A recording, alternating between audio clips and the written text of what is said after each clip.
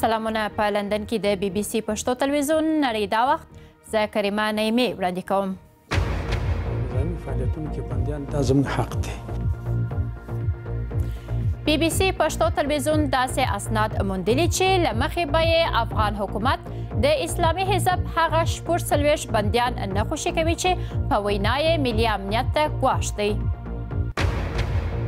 د بدن د غړو قاچاق له لبنانه په ځانګړي رپورټ کې د سوریې کډوال وینو چې د قاچاق کوونکو د لومو قرباني سوي. نن ډونالډ ټرمپ د مالیې اصلاحاتو پلان وړاندې کوي. د لوی کمښت اټکل کیږي خو داسې ښکاري چې د ستر دیوال جوړولو کار یې ځنډنی سوی. خپرونه کې پر دې ټولو سربیره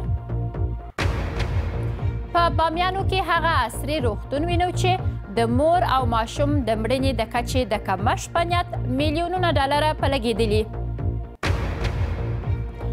یو وایي څه وخورم بل وایي په چایه وخورم. د خوړو ستونزو ته نوې د حل لار له ضایع کولو یې څرنګه تر هغو کسانو ورسوي چې اړتیا ورته لري. ستړي مسئ. د نړۍ دا وخت په خپرونه کې لنډ خبرونه رپورټونه لرو. د لوبو له تازه پرمختیاو مو هم خبروو نو هیله ده تر پایه راسره اوسئ. افغان حکومت ویلي د اسلامي حزب له نږدې 6,000 زندانیانو به 40 له بنده نه آزادوي. د هغو اسنادو پر بنسټ چې بي بي سي پښتو تلویزیون موندلي دا هغه کسان دي چې د چارواکو په وینا له نورو ترهګرو ډلو طالبان، القاعدې او حقاني شبکې سره اړیکې لري. حکومت د دغو کسانو آزادول د هیواد د ملي امنیت په وړاندې ګواښ بولي. د اسلامي حزب سره د هوکړه لیک له مخې به افغان حکومت د دې ګوند زندانیان په درو پړاوونو کې له بنده خوشي کړي. له کابله د آریا احمدزی رپورټ ګورو.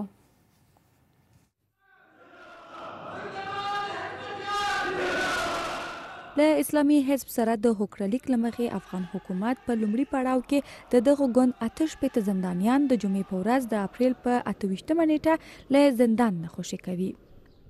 دوو نورو پړاوونو کې به د دې ګوند 340 بندیان خوشي شي خو د 46 د خوشي کولو برخلیک روښانه نه دی. چارواکي دغه کسان د افغانستان ملي امنیت ته ګواښ بولي. د شمیرو له مخې د افغانستان په زندانونو کې د اسلامي حزب ډلې 6 زندانیان بندیان دي. د افغان حکومت او اسلامي حزب ترمنځ د هوکړه لیک د 11مې مادې په اساس یوازې هغه زندانیان چې د سیاسي کړنو له مخې بندیان شوي وي خوشي کیږي. ډیری دغه زندانیان هغه کسان دي چې له 5 کلونو نه د بند موده کمه ده. خو بي بي سي موندلې چې په دوی کې داسې کسان هم شته چې د بند موده یې تر 11 کلونو رسیږي او جرمي دوسیې هم لري. خو افغان حکومت دا خبره ردوي او یوازې د سیاسي زندانیانو پر خوشي کولو ټینګار کوي. په هیڅ توګه باندې هغه بندي چې مخدره موادو د قاچاق قضیه لري، اختطاف قضیه لري، سرقت وي یا نور جنایي جرایم وي هغه نه خوشي کیږي. کابل ته د ښاغلي ګلبدین حکمتیار له راتګ څخه دمخه افغان حکومت د دې حزب یو شمېر زندانیان له بنده آزادوي. د دې لیست له مخې ډیری زندانیان د بګرام له زندان څخه آزادیږي. هغه اسناد چې بي بي سي موندلي ښیي هغه زندانیان چې په لومړي پړاو کې خوشي کیږي د 15 ولایتونو اوسیدونکي دي. په دې ډله کې د 3 تنو پر خوشي کولو اوس هم جنجالونه روان دي. د نه خوشي کولو لاملونه یې حکومت اوږدمهاله 11 تر 20 کلونو بند او جرمي دوسیې یادوي. هغه څه چې اسلامي حزب یې اوس د نه خوشي کولو مسؤلیت حکومت ته پرېږدي. هغه د هغوی دوسیې تصفیه شوي، هغوی د بند موده یا کمه او یا زیاته خو په صورت باندې په اول پړاو کې خوشي کیږي. په سیاسي او نظامي فعالیتونو کې بندیان دا زموږ حق دی. د دې نه اخواته په جرمي مسایلو کې کم جرم پې ثابت یي او هغې باندې دوسیه داسې چې د هغې جرم تحقیق وشي په هغې کې حزب اسلامي کوم کار نه لري. هغه دولت مسله ده او امنیتي ارګانونو مسله چې هغه باید تصفیه کړي. له دغو 88 کسانو نه چې د جمعې په ورځ به خوشي شي حکومت په لیکلې بڼه ترې تضمین لیکونه اخلي.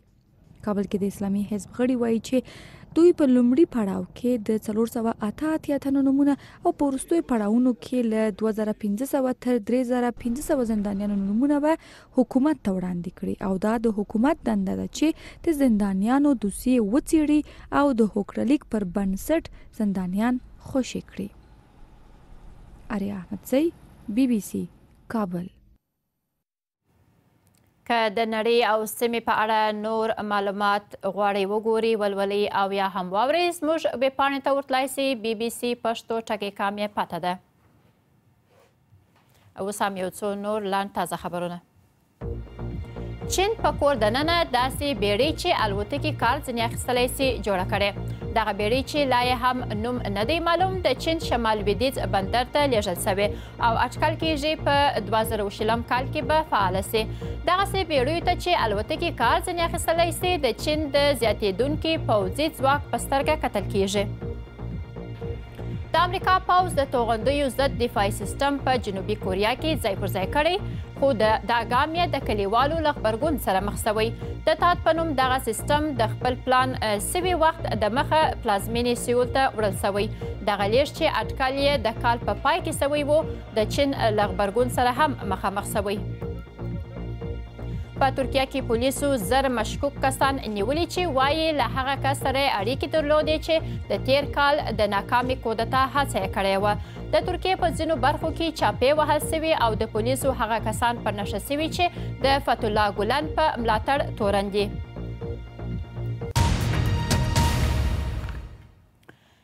مرستندویه ادارې وایي په دې وروستیو کې منځنی ختیځ د انسان د بدن د غړو د قاچاق په مرکز اوښتی. ګاونډیو هیوادونو ته له سوریې ورغلي کډوال د هغو کسانو لپاره په فرصت اوښتي او له مجبوریته یې ګټه پورته کوي. په دغو سیمو کې قاچاق کوونکي ډېر بوخت سوي او اوس مهال یې له چین او فلیپینه پام اوښتی. په دې ریپورټ کې ځینې انځورونه شاید درته خواشینونکي وي.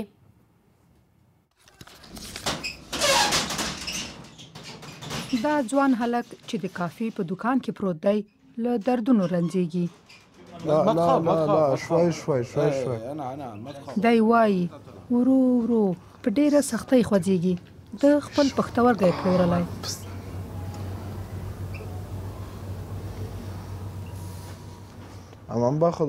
زه تل د درد کمولو درمل خورم. ډېر سخت درد دی، ورسره په عذاب یم. دی د سوریې کډوال دی. دی هغه وخت له خپل هیواده وتښتېد کله یې چې پلار او ورور ووژل شول. دی اوس 19 کلن دی او د مور او 5 خویندو مسؤلیت ورله غاړه دی. پیسو ته د اړتیا له وجې داسې څوک پیدا کړل چې د بدن د غړو اخیستو او پلورلو کاروبار یې کاوه. هغه مې د شپې ولید، سترګې یې راوتړلې، ډېر وېرېدلی وم. ما ته یې 8000 راکړل. د پیسو ډېره برخه مې د کور په کرایې او د خپل پور پرې کولو کې ورکړه. په لبنان کې پر سوریایي کډوالو د کار نه کولو کلک بندیزونه لګېدلي دي. مرستې محدودې او لږې دي. د ده په ډول د ځینو لپاره په فقر کې ځینو ته فرصتونه هم شته. دی چې د بدن د غړو د پیر او پلور زمینه برابروي د نوم د نښولو په شرط له موږ سره خبرې کوي. زه له خلکو ګټه اخلم او زما همدا کار دی. زما ځینې مشتریان هسې هم مري، لکه دا هلک ښایي دی په سوریه کې مړ شوی وای. زه ترې په خپله ګټه اخلم. زه پوهیږم چې زما کار ناقانونه دی، خو زه له خلکو سره مرسته هم کوم. زه په همدې سترګه ورته ګورم. دی یې منځګړی دی او خپله برخه پکې اخلي. دی وسلوال دی. دی کډوال پیدا کوي او کلینیک ته یې بیایي. په تیرو 3 کلونو کې شاوخوا 10 پښتورګي پلورلې دي. دی وایي سوداګري یې ښه غوړېدلې ده. له ما یو ځل وغوښتل شول چې خپله سترګه ورکړم او ما یو مشتري ولید چې غوښتل یې خپله سترګه وپلوري. آیا تاسو د دغه خلکو په کیسه کې نه یاست؟ آیا تاسو د دې په فکر کې نه یاست چې که دوی ومري؟ زه یې په رښتیا کیسه کې نه یم. که مشتري مړ شي زه یوازې غواړم خپلې موخې ته ورسېږم. کله چې مشتري خپلې پیسې ترلاسه کړي نوره بیا زما ستونزه نه ده چې تر هغه وروسته څه کیږي. د بدن د غړو لیږدول ګران کار دی، خو موږ ته وویل شول دوی کولی شي نړیوالو پیرودونکو ته یې هم ورسوي او یا هم ځینې کډوال په جعلي اسنادو د مصر په څیر نږدې هیوادونو ته د عملیاتو لپاره ځي. د لبنان په قانون کې د بدن د غړو پر نښلولو کلک بندیز دی، خو له دومره هڅو سره لا هم د بدن د غړو له کمښت سره مخامخ دي. مذهبي او دودیز حساسیتونه د بدن د غړو د کمښت لاملونه دي، خو قانوني جراحان د ناقانونه جراحیو د ناویل شوي خطرونو ګواښ ورکوي. هغو بهرنیانو چې د بدن د غړو د ترلاسه کولو لپاره په خپله سفر کړی دی ډېرې نورې ستونزې ګاللي.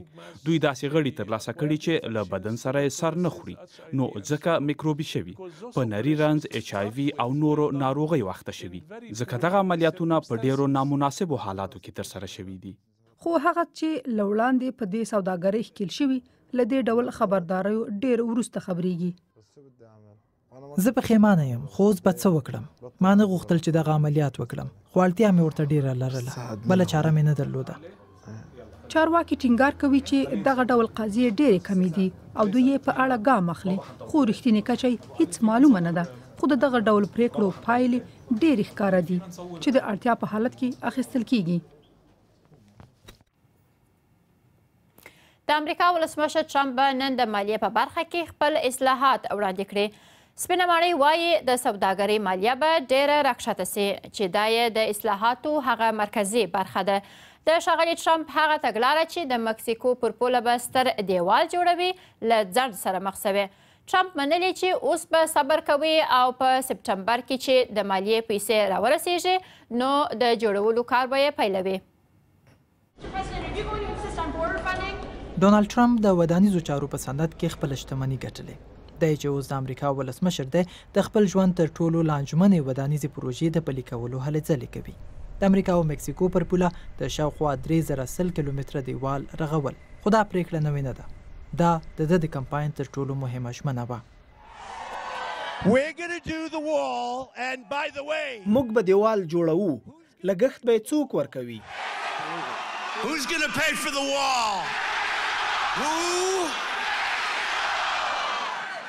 خو د مکسیکویانو غبرګون ورته توند و. موږ به یې وانه هم ورنه کړو. دا خبره یې د مالیې وزیر BBC سره مرکه کې کړې وه. که دوی دا کار وکړي نو دا یې د خپلواک هیواد په توګه حق دی. یوه خبره چې روښانه ده هغه دا چې مکسیکو به یې هیڅکله لګښت ورنه کړي. نو ډونالډ ټرمپ اړ دی چې لږ تر لږه پیل کې لګښت خپله وکړي او دی په خپله خبره کلک ولاړ دی. دیوال به جوړوو 100% کې. ډېره مننه. خو د امریکا حکومت د بودیجې له کمښت سره مخامخ دی او لکه د 4 کلونو پخوا په څیر ښایي زرګونه کسان چې په دولتي ودانیزو پروژو کې کار کوي له دندې لرې شي. دیموکراتان به یوازې هغه حالت کې د یوې بیړنۍ بودیجې منلو ته غاړه کیږدي چې ټرمپ ترې د دیوال جوړولو لګښتونه لرې کړي. که څه هم جمهوري پال په مشرانو جرګه کې اکثریت لري، خو د دې وړاندیز تصویب لپاره دوی 60 رایو ته اړتیا لري. دوی یوازې 52 لري. دا به ښه خبر وي که ولسمشر راتلونکې ناسته کې د دیوال جوړولو له پریکړې تیر شي. سپینې ماڼۍ پرون د ولسمشر په توګه د ډونالډ ټرمپ لومړیو 100 ورځو لمانځلو لپاره یوه نوې ویبپاڼه پرانیسته.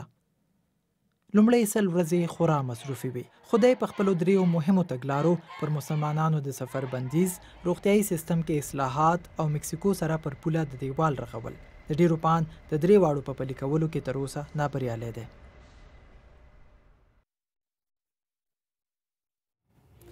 د BBC پښتو ټلویزیوني خپرونه ګوري. اوس لږ دمه کوو چې راستنیږو د لوبو خبرونه لرو، نو راسره اوسئ.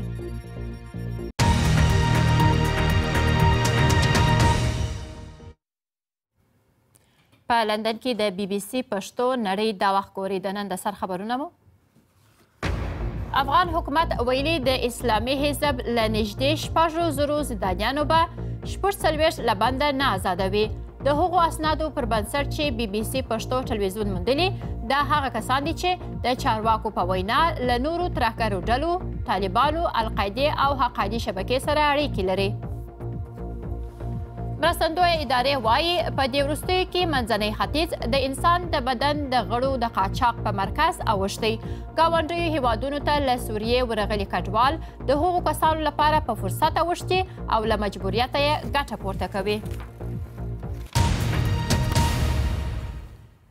د افغانستان په مرکزي ولایت بامیانو کې د ولایتي روغتون نوې ودانۍ پرانیستل سوه. د دې روغتون په جوړولو شاوخوا 23 میلیونه ډالره لګښت راغلی چې پیسې کاناډا، فرانسې او د اغاخان بنسټ ورکړي. زموږ همکار ارشاد هنریار چې بامیانو ته ورغلی وایي چارواکي د دې روغتون د جوړېدو اصلي موخه د مور او ماشوم د مړینې کچې راټیټول یادوي. د بامیانو خلکو ته داسې ښکاري چې ځینې هیلې په پوره کېدو دي. حکومتي چارواکي او مرستندویان بامیان ته راغلي چې دلته یو کمسارې په وسایلو سنبال روغتون پرانسته وکړي.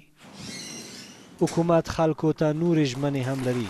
از طرف حکومت مرکزی د مرکزی حکومت په استازولۍ جدي واده درکوم چې د افغانستان مرکزی سیمې لکه څنګه چې ورو ورو له روغتیایي خدمتونو برخمنې کیږي همداسې به له طبیعي زندانه هم خلاصې شي. بامیانو کې د دې روغتون د جوړېدو اراده لا پخوا وه. په 2003 کال کې مو د دې روغتون د جوړېدو فکر ځکه وکړ چې د بامیانو د روغتون امکانات محدود وو او د روغتیا پالانو شمیر هم لږ. اوس ډیر بدلون راغلی. روغتون په پرمختللو وسایلو سنبال او کارکوونکي ټول په خپله برخه کې پیاوړي دي. روغتیایي خدمتونه هم د کیفیت او کمښت له پلوه ښه شوي دي. د دې روغتون په جوړېدو روغتیایي خدمتونو ته د افغانستان د مرکزی سیمو د خلکو تمې ډېرې شوې. 140 بستریز روغتون چې 23 میلیونه ډالر پرې لګول کیږي.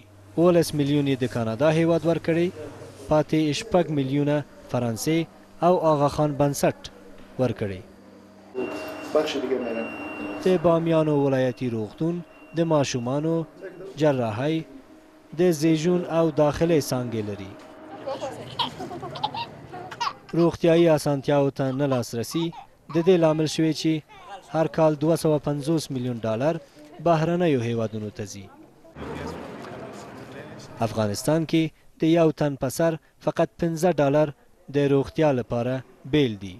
بامیان د افغانستان یو له مرکزي او محرومو ولایتونو دی. اوس د دې روغتون په جوړېدو تمه دا ده چې لږ تر لږه د دې ولایت د اوسیدونکو روغتیایي ستونزې حل شي. ارشاد هنریار BBC بامیان. دلته به یو دوه نور لنډ خبرونه هم راواخلو. د جنوبي کوریا د موټرو د تولید تر ټولو لو کمپنۍ هونډای وایي د کال په لومړۍ برخه کې د تولید په خرڅلاو کې 21% کمښت راغلی او لامل یې د چین او جنوبي کوریا ترمنځ ترنګلې اړیکې ښولي. هونډای وایي په چین کې د ګاډو تقاضا لږ سوې ځکه هلته حکومت ولس ته لارښوونه کړې چې د جنوبي کوریا له تولیداتو سره پرېکون وکړي. دا کار یې په جنوبي کوریا کې د امریکا د دفاعي سیستم د ځای پر ځای کولو په غبرګون کې کړی. د ناسا کسینې سپوږمکۍ به د زحل سیارې او حلقو ترمنځ یې له 22 دورو لومړۍ دوره پیل کړې. دغه سپوږمکۍ تر زحله په 20 کلونو کې رسېدلې. سرعت یې دومره زیات دی که چیرې یو کوچنی ذره هم ځینې ونښلي نو ډېر زیان به ور واړوي. سپوږمکۍ به د زحل سیارې په هکله معلومات مځکې ته راواستوي او د دې لوی ګاز لرونکي نړۍ په اړه به ډېر څه راښکاره کړي. د سپټمبر په میاشت کې به دغه سپوږمکۍ خپله له منځه ولاړه سي.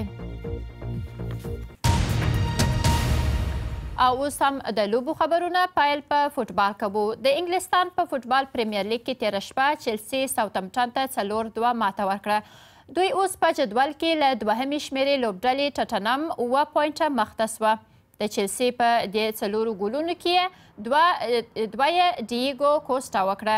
نن ماښام به 3 نورې لوبې کیږي. لیسټر به د اماراتو په لوبغالي کې له ارسنال سره مخامخ کیږي. سنډرلینډ به له میډلز برو سره بخت ازمایي او کریسټل پالیس به د 2مې شمېرې ټټنم کوربتوب کوي. د اسپانیا په لالیګا فوټبال سیالیو کې نن ماښام 4 سیالۍ کیږي. د جدول د سر 2 لوبډلې ریال مادرید او بارسلونا دواړه لوبې لري. بارسلونا به خپل کورني لوبغالي کې اوساسونا سره لوبیږي او ریال مادرید به د دیپورتیو ته ورسي. د دوی مهم لوبغاړی ګارت بیل به په نننۍ لوبه کې نه وي. د څو ورځې وړاندې بارسلونا سره په لوبه کې ټپي سوی و. په ټینس کې به نن د سټوټګارټ پرانیستو سیالیو پر مهال د ټولو پام پر ماریا شراپووا وي. نوموړې له 15 میاشتني بندیز وروسته لوبو ته راستنیږي. پر دې د ناقانونه درمل کارولو تور ثابت شوی و. شراپووا به نن د ایټالیا روبرتا د وینچي سره سیالي وکړي. نوموړي ته مخامخ د سوټګارډ کارډ سیالیو کې د برخه اخیستو اجازه ورکړه سوه. پر دې پریکړې ځینې ښځینه لوبغاړو نیوکې کړې وې. د ملګرو ملتونو د خوړو او زراعت اداره اټکل کوي چې د نړۍ 11% خلکو ته خواړه په پرله پسې توګه سم نه ورسیږي او له خوارځواکۍ کړیږي. په داسې حال کې چې په نړۍ کې د خوړو د تولید 1/3 برخه ضایع کیږي. دلته په لندن کې یوه پروژه غواړي دغې ستونزې ته د حل لار وپلټي. راځئ وګورو چې څه ډول.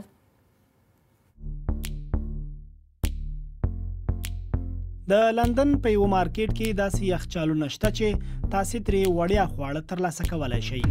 که خلک ترې خواړه وانخلي ضایع کیږي. ام مې ډیر خوښي. ما ترې دا ګازرې واخیستې. له دې به ښایسته سلاته جوړوم. هر څوک راتلی شي او له دې یخچاله خواړه اخیستی شي. د خلکو ترمنځ توپیر نشته. که تاسې وږي یاست راشئ او له دې یخچاله ګټه واخلئ.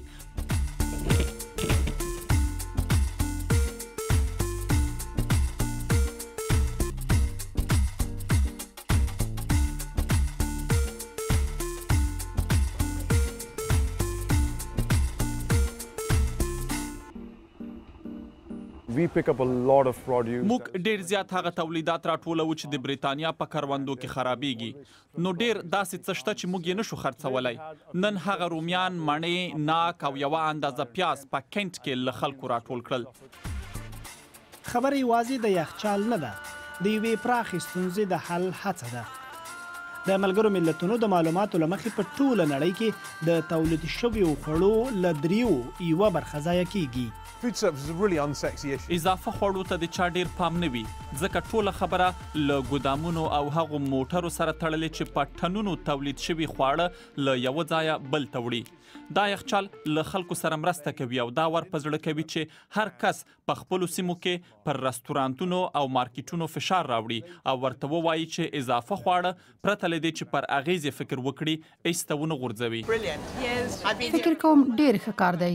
زه پخوا هم دلته راغلی وم. دا ځل مې لمسیان هم له ځان سره راوستل چې دا ځای ورته وښیم. رضاکاران کرۍ ورځ دا یخچال ګوري. ټول خواړه په ډیر احتیاط څاري. خامو خوړو، کبانو او یا هم هګیو ته پکې اجازه نه ورکوي او له روغتیایي پلوه هم کلکه څارنه کیږي. او د دې اونۍ ساسو غږ پروګرام کې چې په پنجشنبې خپریږي پر دې خبرې کوو چې څنګه ټولو کوچنیانو ته واکسین رسېدلی سي او په ارزښت یې کورنۍ پوهېدلی سي. د بي بي سي پښتو پر فیسبوک او ټویټر پاڼو خپل نظرونه راته پرېښولی سي.